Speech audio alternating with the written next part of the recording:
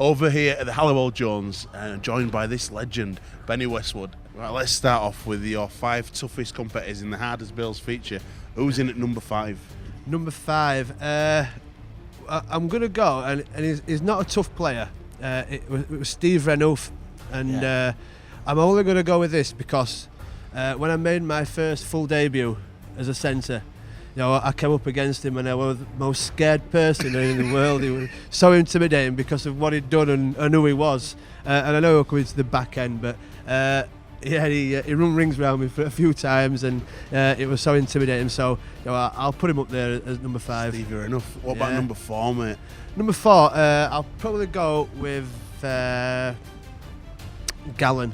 Paul Gallen. Yeah, I played against him. G-Train. Yeah, he were he were a tough nut. I had a few battles with him on the field, and he were one of them just relentless blokes who just kept coming, and although it were enjoyable, but he were a pretty tough guy.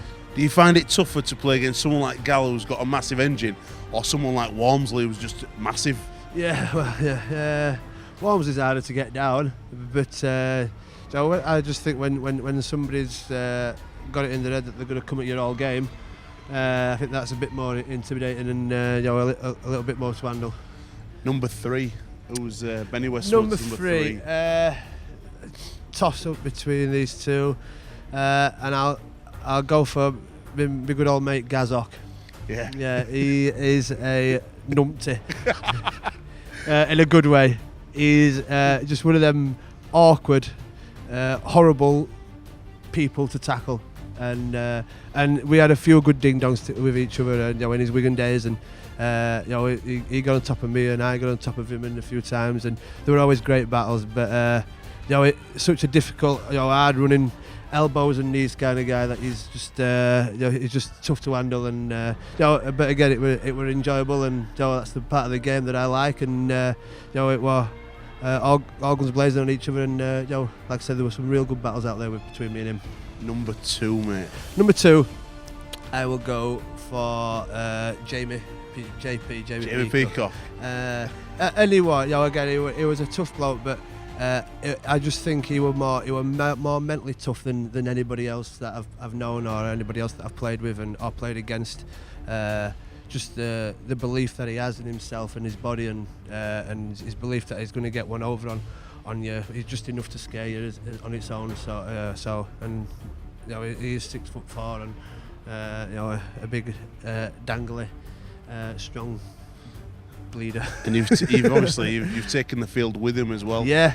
And Jonesy says that Kev would give a team talk, and he'd say, we're going to do this, and this is how we're going to do, and he'd have it all mapped out, and JP just kicked on, go, these lot are having it. Yeah.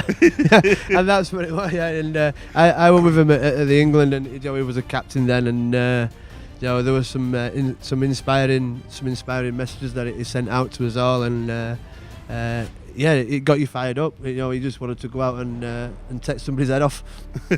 And last but not least, mate, your number 1, the toughest player you've come up against, who's give you hell but you respect? I don't know if he's giving me hell, but I grew up watching him, and he's probably one of the toughest blokes you'll probably ever meet.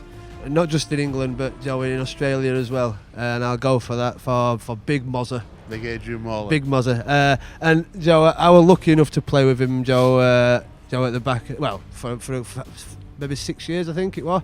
But I first played against him, obviously at the end of his career, when he played for Salford, and he probably didn't have as much firepower as he did back in the day. But watching some of his clips and watching how he played and watching him growing up, you can just see that he was an absolute animal, and he'll love me saying that. There you go. That's Benny Westwood's Hardest Bales.